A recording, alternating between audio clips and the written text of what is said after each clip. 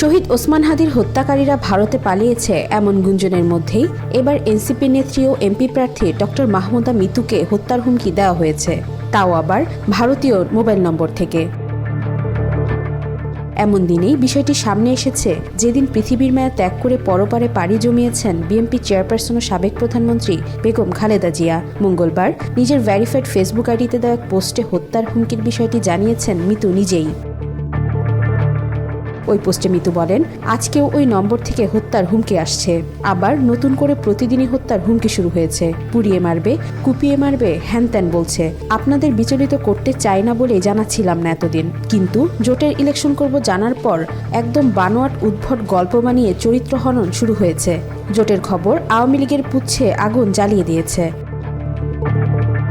তিনি বলেন, আমি ভয় পাচ্ছি না, বিচলিতও নই, আপনারা বিচলিত হবেন না। ওদের লেখাগুলো পড়ার দরকার নেই, আল্লাহ ভরসা। আমার হাজবেন্ড বলছেন এটা তো শুরু, এআই ভিডিও, নুট ছবি, এডিটেড ছবি এগুলো শুরু হবে, দোয়া আরজি রইল। আসন্ন ত্রয়োদশ নির্বাচনে ঝালকাঠি 1 আসন থেকে সংসদ সদস্য পদে লড়বেন ডক্টর মাহমুদা মিতু। ওয়াহিদা পারভিন ইশিতা, আজকাল।